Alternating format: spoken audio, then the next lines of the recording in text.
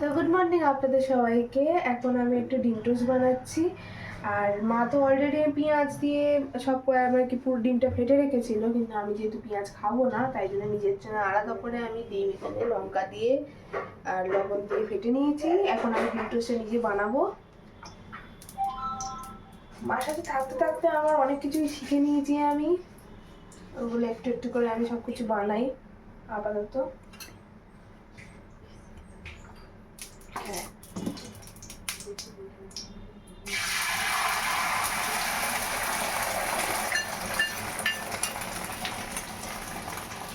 এখন আমি এইটা করে নিচ্ছি। এখন আমি এর উপরে ব্রেডটা দিয়ে দেবো। এই যে একটু ছড়িয়ে দিই।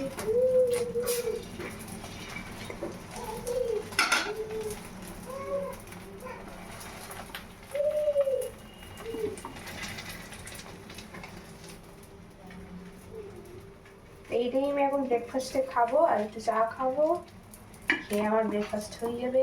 ডিম টোস্টটা তো হয়ে গেছে, এখন আমি একটু সস নিয়ে নেবো।